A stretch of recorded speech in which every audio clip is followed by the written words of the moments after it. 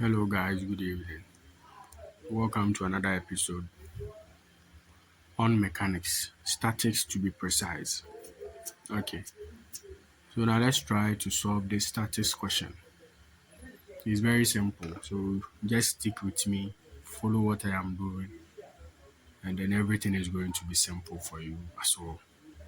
Okay, so now the question is a school bell weighing 45 Newton is suspended by two ropes which makes angle 40 degrees and 63 degrees with the horizontal respectively. We find the tensions in the rope. Okay, so now let's try the question. Okay, so let's assume that before the rope can be tied, there should be a wall or something the rope should be tied with. Okay, so let's assume this is our wall. So there should be a sketch to indicate that you understand what you are doing. Okay. Okay, so the rope, so in this case, the rope will be tying, let's say, from this point to this point. So which is also parallel to the wall because the external force is not yet being tied to the rope. So now the moment the external force is being tied to the rope, the direction, or I won't say direction, the the the form of the rope will change. Okay, so the moment the weight, 45 newtons weight, is tied to the rope, now this is how the rope will form. Okay, so the rope will now be formed this way. So this one is the external force, which is the weight of the bell, 45 newtons. Okay, fine. So now, the moment you draw this, now the tensions in the string will also oppose the direction of the force. So the tensions will go this way. So the direction of the tensions will go this way. Okay, so it is being opposed. It is opposing the direction of the force. So this one will be the first tension. This one will be the second tension. Okay, so now the moment you are done with this one, extend this dotted line and then extend the line from this point and then let it cross the exact point where the force is being tied. The bell, the weight of the bell is being tied. Okay, so to be something like this. Okay, so now we are going to have 90 degrees here. We are going to get 90 degrees here as well. Okay, so now the question stated that two ropes which makes an angle of 40 and 63 degrees with the horizontal. Okay, so the rope makes an angle of 40 and 63 degrees to the horizontal. So to the horizontal means the rope and then the horizontal, so 40 degrees. The rope and the horizontal, 63 degrees. So if the question stated that the rope and the vertical, then the angle should have been here and then here. Okay. So after getting this one, now this is equal to this one, which is alternate angles, Z angles. This one also equal to this one, alternate angles.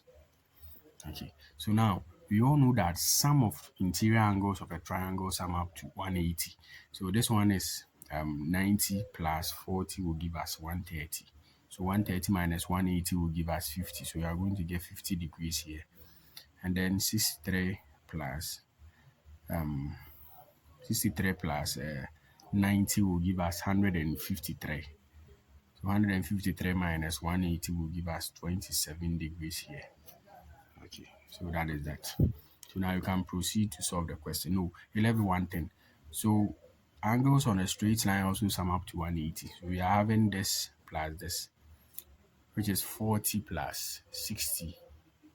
40 plus 63, which will give us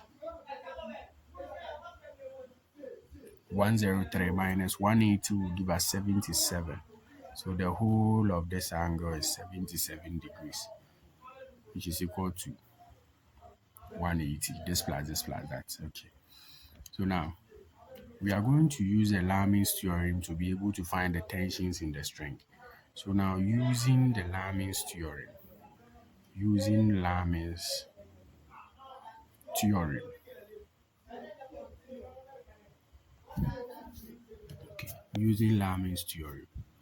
So the Lami's theorem says that the tension you are calculating divided by its opposite angle. Sorry, the tension you are calculating divided by the sine of its opposite angle, which is equal to the weight of the force, the weight of the body divided by sine of its angle.